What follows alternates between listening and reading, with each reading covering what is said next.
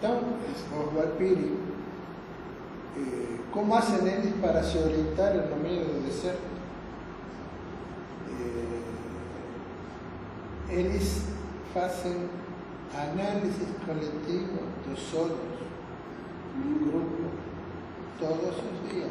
Acordam, se reúnem em círculo, cada um vai contando seus sonhos, vai escutando seus sonhos, e o grupo vai fazendo a relação entre esses sonhos e os mitos fundadores da era.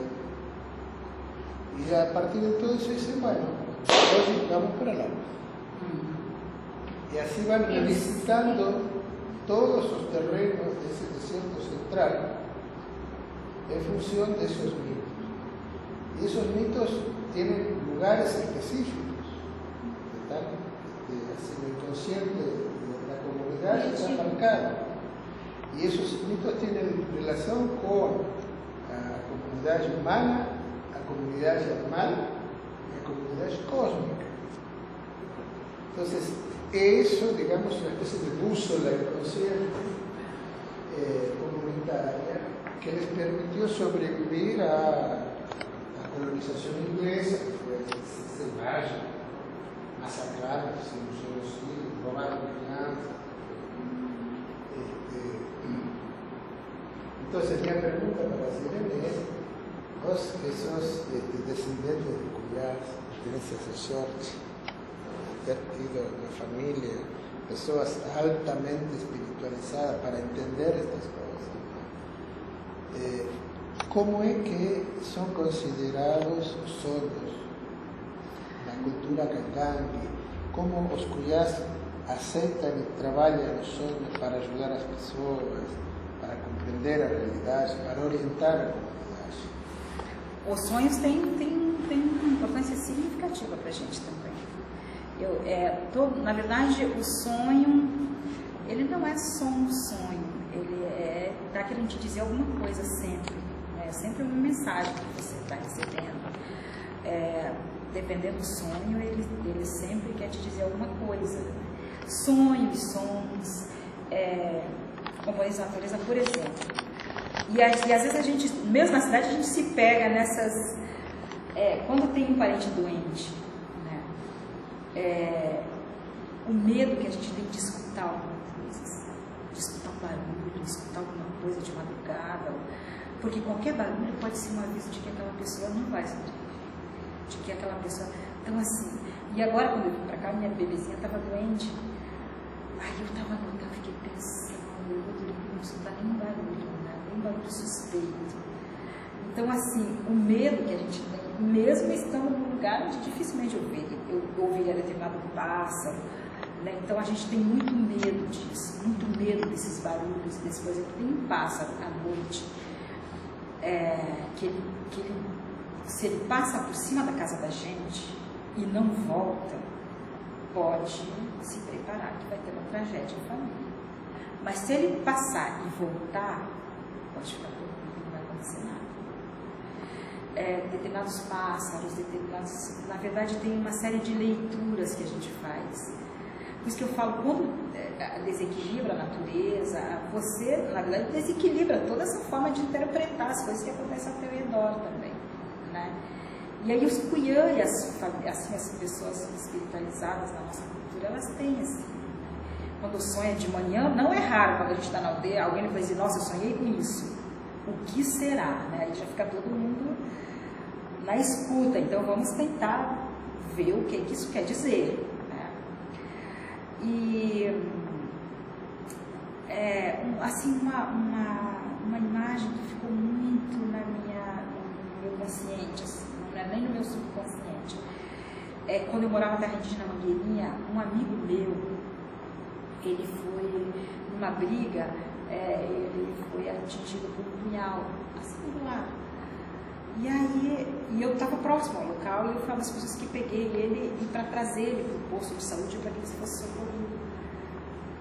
E aí ele olhou para mim assim, e aí eu não quis olhar para ele, virei para o outro lado, né? De medo do que eu pudesse ver. Aí levaram para o hospital e tal, eu falei assim, a gente tem que se preparar porque ele não vai voltar. Aí um vizinho nosso falou assim, ai, Azelene, credo, eu falei, ele não vai voltar. E sabe quando você deita esperando, porque aquilo é tão certo, sabe, é tão... Nossa, assim, eu ficava com o coração na mão, eu falava, por quê, né? E não deu outra. Não deu outra. 2 da manhã, tocou o telefone na aldeia, disseram que ele não tinha resistido e tal. Se foi lá. E muito mais recentemente do que isso, minha sogra, eu sou casada com um indígena Wapixana, ele é advogado. Ele é lá de Roraima, né? Estava nessa luta de Rapossado do Sol também. E a mãe dele era Wapixana, mesmo que ela tenha ido, ela continua sendo. E me chamou a atenção quando eu a conheci, porque a primeira coisa que ela me falou era de uma pequena cirurgia, intervenção cirúrgica que ela ia fazer, para tirar um cisto do ovário, mas assim, coisa corriqueira. E me chamou a atenção assim, porque eu acho que ela tinha tanta coisa para me falar, e me falou exatamente isso. E eu fiquei com aquilo, ela falou, eu vou voltar para Balneário Camboriú, porque meu sogro, ele é português, e ele era professor da UFSC. E aí, como ele era professor da Federal lá, eles queriam vir para o Sul, para criar os filhos para cá, para os filhos estudarem, porque supostamente o ensino daqui era melhor, e queria morar no litoral, porque tinha um problema de saúde, daí eles vieram para cá. E aí ela falou para mim, olha, Zelene, eu conheci a Lainha, eu a vi pela última vez em agosto de 2006. E aí, em setembro de 2006, ela veio fazer a cirurgia. E devo falar para o meu marido, um dia antes dela fazer a cirurgia, eu falei para o meu marido, olha, a sua mãe vai fazer anestesia geral? Ele falou, vai. Eu falei, diz para ela não fazer. Diz para ela não fazer não, porque é muito perigoso. Ele falou, não, mas é tranquilo e tal, um bom médico, parará. Eu falei, tá. Mas era uma coisa que me incomodava. Eu falei, olha, diz para ela não fazer anestesia geral. Sabe, você enche tanto o saco da pessoa, que até hora a pessoa fala, poxa, qual é, sabe? Né, deixa. Aí, no dia seguinte, ela foi se internar, fez um pré-cirúrgico, foi, disse que o carro apagou, ela desceu, pegou o carro e foi, se internou. Aí você fala assim, nossa, mas acho que ela não devia fazer, sabe? Aí eu falo para ela, olha, fala para a sua mãe adiar, né? Ela, aí tem hora que ele sentou e falou para mim, o que é, Zé? O que está pegando? Eu falei, porque eu acho que sua mãe vai morrer. Aí ele, não, vai dar tudo certo. Tá. Aí, sabe, as horas passando, você fala assim, liga para ver se tua mãe já saiu, sai de cirurgia, liga para saber, liga. E aí, teve uma hora que a gente ligou, e o irmão dele desligou, ele falou, a mamãe tá bem, pronto. Eu falei, não, mas tá bom fazer. Não deu outra. A mulher morreu na mesa de cirurgia. E eu me senti tão culpada, mas eu sofri tanto com isso, porque eu achei que eu deveria ter falado isso para ela. Eu achei que eu tinha que ter dito para ela que não era para fazer anestesia geral, porque ela ia morrer. E assim, eu não me perdoava por isso, e eu não conseguia. Eu tive assim crises sérias por causa disso, uma crise de culpa tão grande, sabe, tão que assim me afetou psicologicamente, me afetou espiritualmente, mas me afetou muito isso, né? Então assim, não são só os sonhos que têm uma importância para a gente, mas a percepção que você tem das coisas, como é que você percebe o que vai acontecer, como é que você... Meu pai sempre dizia que eu vivia muito na fronteira entre o real e o espiritual, nas duas fronteiras, os dois mundos. Ele falava, você fica muito próximo dessas duas fronteiras. Às vezes você vai muito para um lado, né, que você tem que voltar, às vezes você... Então, assim... Então, até porque meu signo do zodíaco é o último, né? Eu sou de peixes, então, e peixes tem muito essa sensibilidade, então mistura tudo essa coisa, a sensibilidade do pisciano, com a percepção indígena, com o fato de ser filha de Cuiã, e a verdade é que isso provoca uma espécie de sofrimento pra gente, sabe? Uma espécie de sofrimento, porque você não sabe, não é que você não sabe como lidar, você não sabe como o outro vai ver isso em você, né? Você não sabe como o outro vai interpretar, vão me chamar de louca, vão me chamar de quê, né? Então você sofre com isso, não tanto por essa percepção que você tem, mas de como o outro vê isso em você, né? sabe? Então, assim, os sonhos, as percepções, quando meu pai ficou muito doente, e uma noite antes, eu morava em Curitiba, eu me lembro disso como se fosse hoje, assim. Eu me lembro que me ligaram numa quarta-feira que até hoje ninguém sabe quem foi que me ligou. Eu só sei que foi uma mulher que me ligou. E eu juro que alguém me ligou e disse, e ela se identificou como enfermeira da terra indígena Serrinha, que é onde os meus pais moram. Até hoje eu não moro lá, minha família toda mora. E essa enfermeira me ligou e me falou, olha, é bom que você venha para sua casa, venha para o seu pai, né? O seu pai não está muito bem. Venha, ele precisa de você. E aí eu vim. E eu pergunto por essa mulher para todo mundo, e ninguém sabe quem é essa mulher, quem foi que me ligou, ninguém sabe. Mas eu vim. E aí eu não queria vir porque eu não queria vir. Porque eu sabia que alguma coisa ia acontecer, então eu não queria. Eu achava que se eu ficasse lá as coisas não iam acontecer. E daí meu esposo falou para mim, não, você vai lá, você vai estar bem e tal. Como ele era de outra cultura, de outro, né, é difícil, até com essa convivência com as pessoas que não entendem muito dessa questão da espiritualidade que é muito. E aí eu peguei um voo de Brasília e vim em Chapecó. Professor, eu tinha um sono, mas era um sono que eu não sei explicar até hoje que sono era esse. Eu entrei no avião, e eu vou fazer escala em São Paulo, fazer escala em Florianópolis para chegar.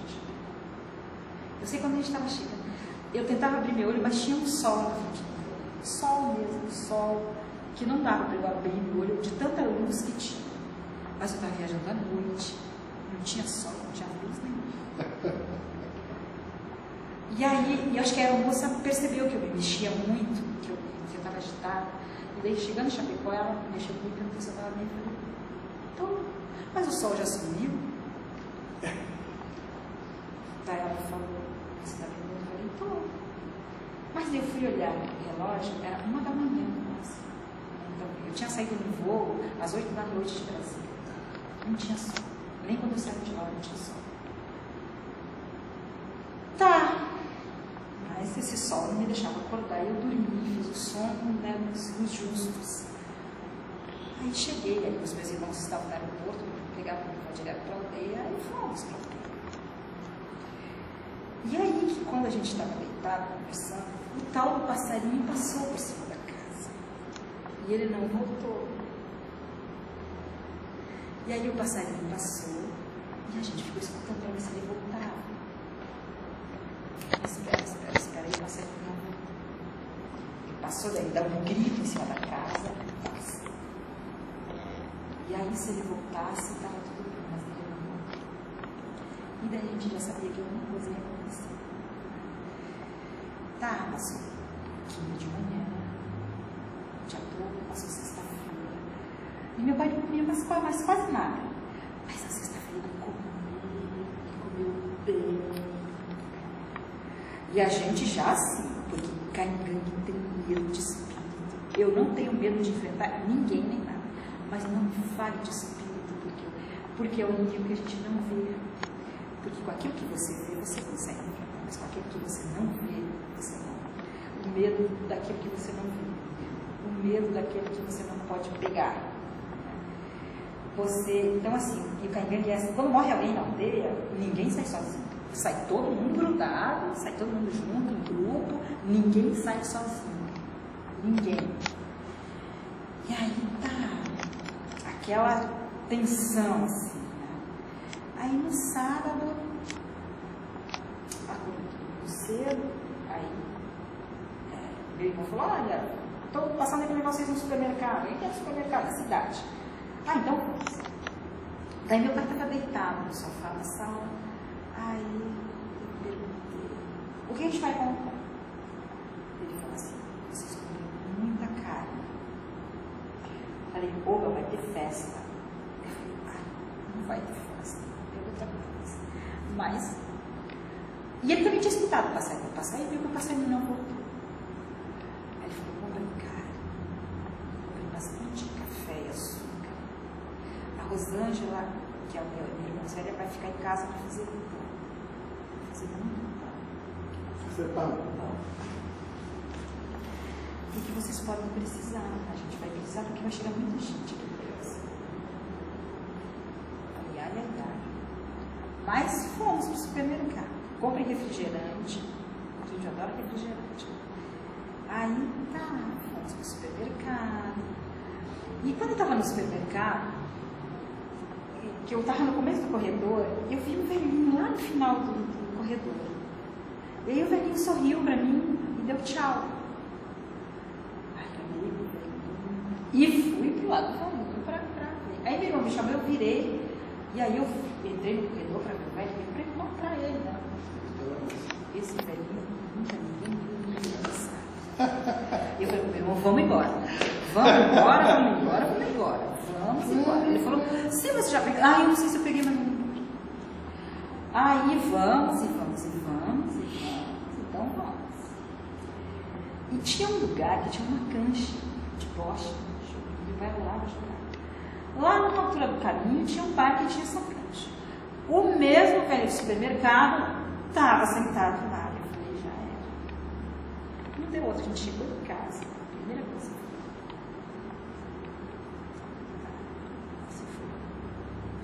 Então, assim, essa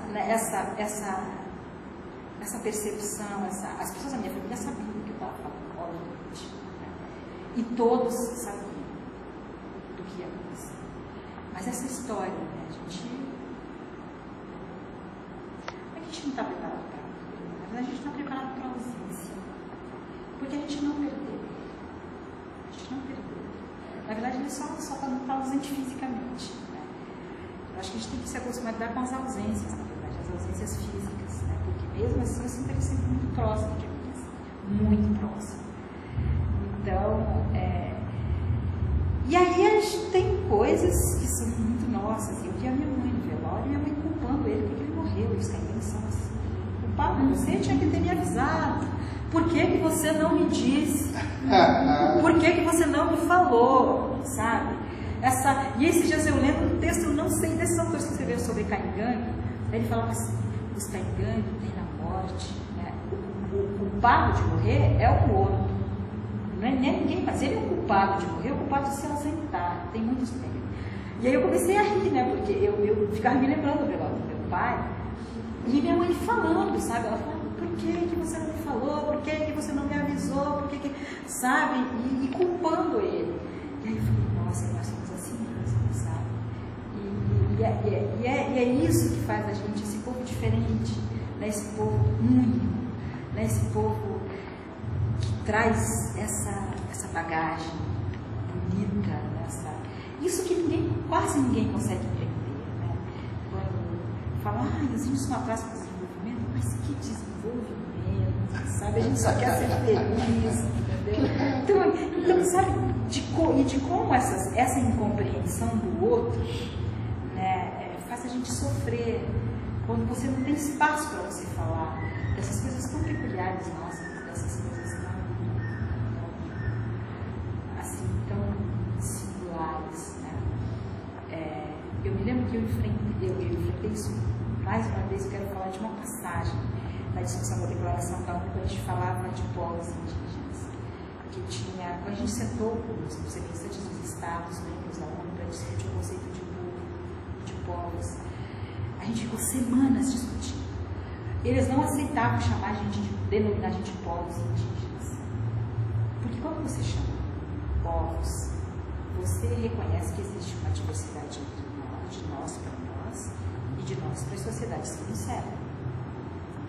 E que se você reconhecer esse direito, você tem que proteger esse direito e assegurar o exercício desses direitos. Eu sei que depois de tanta discussão, a discussão era se colocava o S ou se não colocava o S. E aí eu lembro que o diplomata da França era um diplomata novo. Ele falava assim, o máximo que eu posso aceitar é dizer povo indígena. Porque como eu disse assim, o povo do mundo, o povo das Américas, o povo. Né? Agora, povos eu não posso. Quando coloca o S, a gente tem que reconhecer uma série de direitos que esse S traz. eles disso faziam uma discussão em inglês, era indigenous peoples ou indigenous people, né? E a gente batendo no S, que a gente queria o S, eles diziam que não. E aí a Dinamarca, o diplomata da Dinamarca era muito sensível, era um senhor já. E aí o diplomata da França, e eu estava cercada de diplomatas brasileiros, porque a diplomacia brasileira tem umas coisas legais. Assim. Eu era a única indígena que fazia parte de uma delegação oficial e que podia participar das negociações dos estados, porque tinha as negociações indígenas e as discussões dos estados. Então eu estava numa discussão dos estados, na verdade, como indígena, com uma credencial de representante do estado brasileiro. Aí o diplomata da França olhou para mim e falou assim: eu não posso reconhecer que ela é diferente de mim, porque ela não é de... Olhe para ela e olhe para mim. Ela não tem nenhuma diferença de mim. E eu escutando com a tradução simultânea, sabe quando a gente fala assim, nossa, será? E aí o diplomata brasileiro falou para mim: Zilene, você quer responder? Eu falei, quero. Ele falou: você pode responder ou em inglês ou em espanhol. Como eu sempre fui melhor no espanhol, eu ia responder em espanhol. Falei, vou responder. Mas eu não respondi nem em inglês nem em espanhol, eu respondi em Caingangue. Claro. Em Caingangue, porque quando eu comecei a falar a tradução, a ONU parou, porque não tem tradução para uma língua indígena. A tradução parou e os diplomatas brasileiros começaram a se coçar na cadeira e dizer o que é que está acontecendo. Né? Aí a gente tinha 4 minutos para falar. Aí, os famosos 4 minutos da ONU. Aí eu falei uns 3 minutos. Em Caingangue, falei um monte de coisa em Caingangue. Aí parei de falar. Aí eu perguntei em espanhol para ele: você entendeu o que eu falei? Ele falou: claro que não. Eu falei: sabe por quê? Porque esse idioma que eu falei, só um povo no mundo fala, que é o meu povo. Esta é a diferença entre eu e você. E não é só o idioma. Nós temos muitas outras diferenças que você não conhece, que só o meu povo tem. Só existe um povo no mundo chamado Caingangue. É por isso que eu sou diferente de você. E é por isso que você tem sim que reconhecer o meu direito como um povo diferente. Aí o diplomata da Dinamarca olhou para ele e falou assim: você é tão bom, mas você me causa vergonha. Você me causa vergonha. Entendeu? Então, assim, de como às vezes, né, as pessoas, e muitas, não é raro as pessoas olharem para mim e dizer: mas você não parece índio. Não parece. Eu falo: sabe, mas assim, já tem isso muito bem resolvido, já tem isso muito bem. Então, assim, são coisas que não atingem a gente. E são coisas muito nossas, e são coisas muito singulares, e são coisas, assim, tão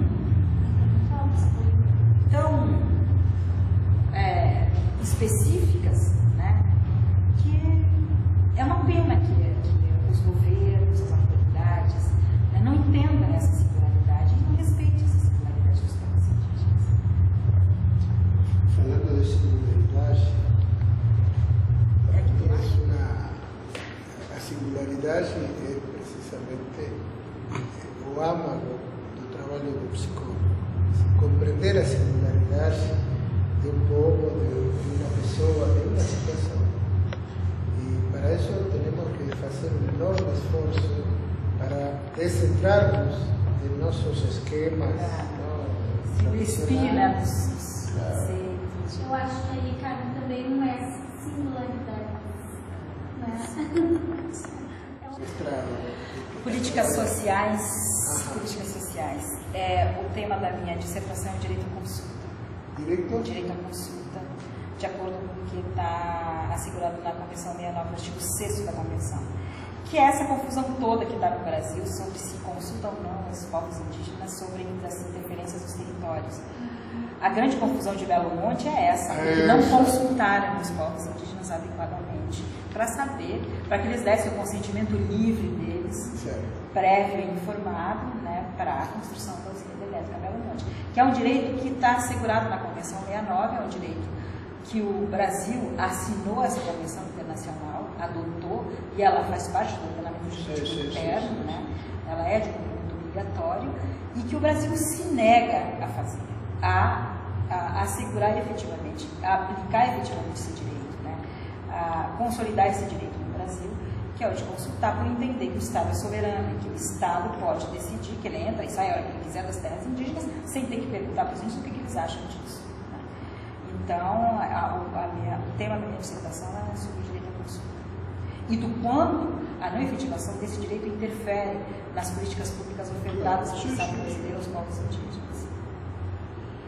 Isso tem relação direta, me parece, com a problemática nacional dos indignados.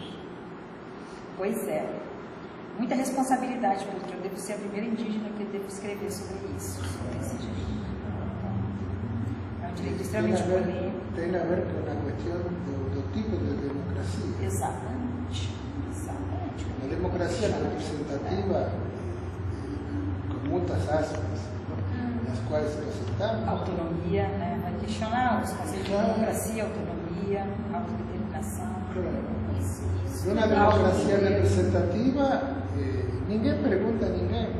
Eu acho que isso tudo parte. Olha, você concorda que façamos isto? Olha, você concorda que façamos aquele modo? A população nunca é consultada para nada. Você escolhe um representante, o representante vai, faz suas negociatas, decide em seu lugar e você depois tem que aguentar as consequências.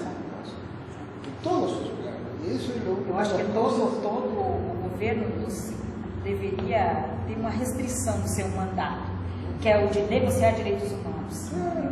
Eu acho que direitos humanos são inegociáveis. E eu acho que todo político devia ter essa restrição. O povo deveria colocar essa restrição nos mandatos dos políticos. Mas isso significaria uma democracia direta, não uma democracia representativa.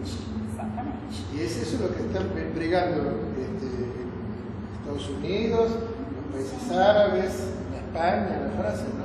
En las plazas públicas, ¿no? O sea, a gente quiere decidir por si. Claro. E nós queremos ser respeitados. E a Convenção 69 é muito clara quando ela fala. Os povos indígenas deverão ser consultados e influenciar no processo de decisão. E a gente quer estabelecer o público com esse dispositivo do artigo 6º, bem específico, né? Que faz um barulho enorme, mas nós queremos que isso seja. Porque se caso não seja, isso interfere diretamente na qualidade das políticas públicas, porque o governo pode colocar o que quiser dentro dos nossos territórios e dizer que é uma política pública que é boa para nós e ponto. E nós não queremos isso. Nós hoje somos profissionais indígenas, somos técnicos indígenas, que estamos aí formados pelo sistema de educação não indígena, aptos a questionar, a colaborar, se preciso for, em qualquer processo. E nós queremos ser escutados nesses processos, não só ouvidos, mas escutados e respeitados nesses processos. Eu dizer assim que ontem foi falado muito sobre não adianta só haver, entre aspas, a inclusão, né, das diferentes etnias e outros sujeitos, né, na universidade. Tem que sim embasar que haja a permanência, né, deles na universidade, e isso perpassa pelas relações humanas, né? E para que haja essa melhor qualidade dessas relações, tem que haver um entendimento de como esses sujeitos são, né? Como eles se constituem. E para isso tem que conhecê-los. Né? Então, para mim, acredito que se cada disciplina pudesse ter contato direto, trazer um ou vários, ou um grupo de representantes desses sujeitos para dentro da disciplina, ou mostra cultural, ou seja o que for, cada vez que fosse ser trabalhada em algum estágio dos cursos aqui na FURG, seria uma porta digamos, de melhor entendimento desses sujeitos, né? E isso traria como até foi falado ontem, não tolerância, mas respeito a eles, né? A cada um desses sujeitos. Eu acho que seria bem importante isso. Queria fazer alguma pergunta, Alexandre? Eu queria perguntar como que acontece esse diálogo, por exemplo, do direito dos povos indígenas, como que ele acontece dentro da terra indígena, com toda a comunidade? através de assembleias? Como que é possível assim? Na maioria das vezes através de reuniões da comunidade, né? Mas assim, a gente tem adotado uma estratégia durante alguns anos de fazer grandes seminários de discussão sobre direitos indígenas, porque às vezes se faz numa terra indígena você não consegue, porque o importante é que os nossos líderes estejam sempre atualizados sobre essas questões, né? E às vezes num seminário você consegue juntar todos eles, né, para discutir essas questões fundamentais para a gente. E aí a gente tem tido a estratégia de seminários, oficinas, porque assim, eu acho que eu tenho certeza que a informação, ela é condição para o exercício dos direitos. Se você não tiver informação, você não consegue. E é o papel nosso, de nós que nos qualificamos, de nós que estudamos, né? De nós que estamos por aí discutindo esses instrumentos, de repassar isso para os nossos líderes, numa linguagem acessível, como for o seu falar em Kangang, que seja em Kangang, né? Enfim, uma linguagem que efetivamente os ajude a entender, né, os avanços, as mudanças que estão acontecendo. E esse diálogo ele acontece em outras áreas também, além do direito, quando se for da medicina, tem, né? Acontece muito na educação, né? Na medicina, um pouco mais restrito. Tu sabe se tem algum estudante de medicina, ou estudante da área da saúde que esteja sendo preparado para o CUIAN? Ou não tem algum? Não. O problema é que o CUIAN, você não escolhe quem vai ser, né? Ele já vem de famílias, já. Né? Assim, tipo, não adianta dizer, olha, vamos pegar esse e vamos fazer dele um CUIAN. Não é assim. Ele vem já de uma família que já tem esse dom, né? Tem que ter esse dom. Então eu não conheço nenhum. No tem concurso público para CUIAN. Receta curricular.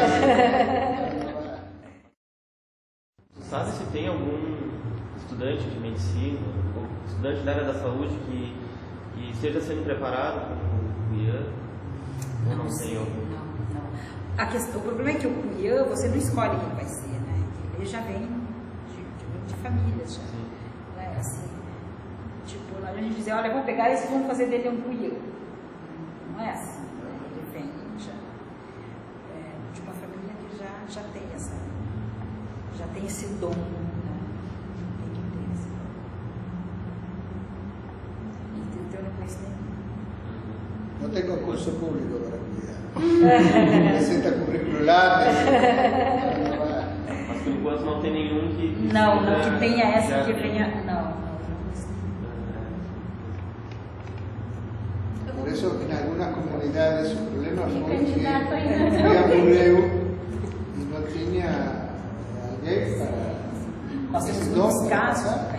Y ficaron-se CUIAN y otro CUIAN de otra tribu tem que venir para... muitos Kangang morreram sem repassar os seus conhecimentos. Exatamente. Mas, até onde eu sei, dependendo do povo indígena, alguém pode ser escolhido que não tinha linhagem. Né? Eu tenho um amigo meu Carajá, Samuel Carajá, que é um advogado indígena, que não é um garoto. Um advogado indígena, não, Samuel é de Carajá, e que ele teve que se recolher para a comunidade durante 3 anos, para ele ser preparado para ser eu não sei do que CUIAN é Kangang, eu não sei para eles como é que é o nome, pajé. É para ele ser preparado para ser o pajé dele. E ele é um advogado. E o povo escolheu ele teve que sair. Eu sei disso porque ele faz parte da nossa organização. Nós temos uma organização chamada Guarã Instituto Indígena Brasileiro, que é o Guarã, WARATIL, Instituto Indígena Brasileiro. O Guarã é uma organização indígena formada só por indígenas que têm formação superior. Técnicos indígenas. Nós temos advogados, sociólogos, historiadores, pedagogos, antropólogos, engenheiros, agrônomos, enfim, os mais diversos. Nós estamos transferindo a sede para Chapecó agora, porque a sede era em Brasília. A gente está transferindo para Chapecó. E aí o Samuel era o vice-presidente do Guarã, advogado, especialista em direito processual, se eu não me engano, uma coisa assim. E ele foi escolhido para ser pajé, ele teve que voltar para a comunidade dele. Esquecer que ele é advogado um pouco e ir para lá para se preparar. Ficou anos recluso, anos que a gente não conseguia falar com ele. Recluso, porque ele tem que ficar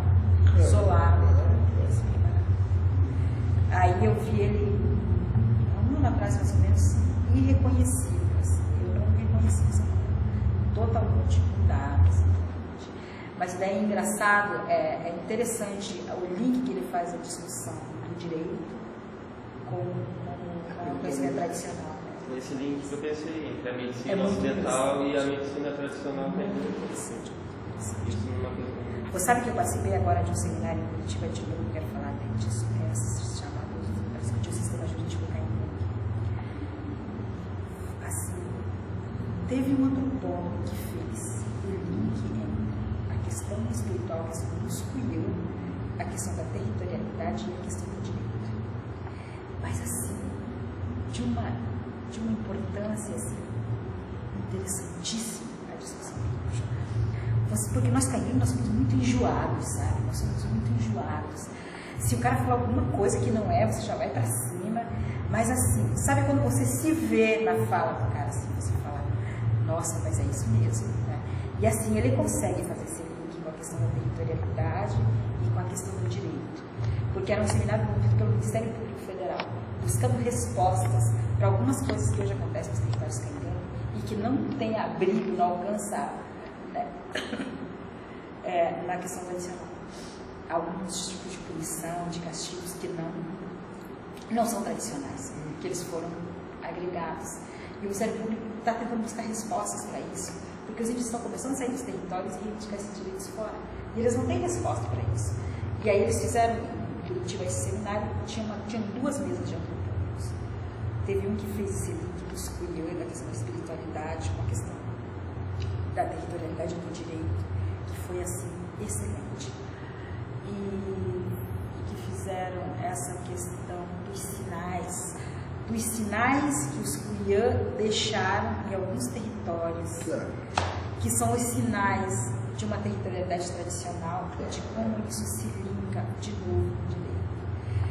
É uma coisa fantástica, que só um cara da academia que tem essa percepção e que consegue fazer esse mergulho nas culturas, consegue fazer essa. Aí eu percebi a importância da academia, porque a gente tem mania de dizer, a academia é uma coisa, nós somos outra. A importância da academia nesses processos, sabe, de reconhecimento, de resgate ou de busca de respostas, porque nós somos sociedades, povos que estamos pressionados pela sociedade não indígena. Nossos territórios são muito pequenos. Então, às vezes é impossível você não nesse trânsito, né, você não se perder. E assim, essa busca, essa é fantástico, foi uma coisa fantástica. Assim. Eu nunca vi nada igual. Assim, extremamente qualificados os antropólogos que falaram. Alguns deles, outros se equivocaram, mas assim, alguns fizeram uma leitura assim, excelente dessas, sabe, das coisas. Porque essa questão da espiritualidade caimenta, ela é muito singular, muito para você entender. E o cara faz esse mergulho, traz a resposta para a gente, fala, olha, é isso que a gente pode fazer com vocês, é isso. Mas quando eu falei isso, ele falou, eu não acredito que eu estou vendo isso do caimento, porque até agora só todo mundo desceu o pau em mim, sabe? Desceu o cacete, dizendo, olha, porque você é antropólogo. Eu falei, é a primeira vez que eu vejo uma caimenta, a primeira vez que eu se dirige a mim e falar parabéns, sabe? E falar, ganhei meu dia, minha semana, minha carreira está salva, sabe? Então, assim, muito legal o trabalho que vocês fazem. Muito bom. Tem uma outra colocação. Eu até conversei contigo naquele momento ali. Eu fiz o curso da psicologia transpessoal nos anos 2009, 2010. E foi muito gratificante para mim como indivíduo. E me deu uma maior compreensão do que a Zelene colocou para nós ontem e hoje, sobre a compreensão de vários povos, etnias, várias singularidades de sujeitos que compreendem como é importante a gente, digamos, sacralizar tudo que a gente sente, o que a gente pensa, o que a gente faz e o mundo que a gente vive. E aí fica aqui a minha pergunta, né? Que lá durante o curso a gente se questionava muito. Por que o Brasil demora tanto a, digamos, a começar a aceitar novas categorias de entendimento, por exemplo, a psicologia transpessoal, que lá fora, né, é muito melhor vista do que aqui, hoje, no Brasil, a psicologia transpessoal, que poderia ajudar muito a acelerar, digamos assim, de certa maneira, o entendimento dessas singularidades. É isso. Eu acredito que seria um grande instrumento. Mas daí que eu acho que a importância da pessoa Compreendo. do Ministério Federal. Eu não sei qual a opinião de vocês. Sabe, dentro do judiciário, dentro dessa, né, assim, a importância desse profissional nesses espaços. Assim. Tem mais indígenas, antropólogos? Olha, os indígenas antropólogos que eu conheço, eles não são daqui dessa região, eu conheço muito pessoal da região norte. Sim, já que Tem psicólogos? Não conheço. Tem mais indígenas advogados, tá? Sim, indígenas advogados. Eu falo que os direitos indígenas não deveriam estar como estão. Com tanto advogado indígena que a gente tem. O que acontece é que nossos advogados querem ficar por aí viajando pelo mundo, dando palestra, né? E advogar que é bom, depois os direitos indígenas nada.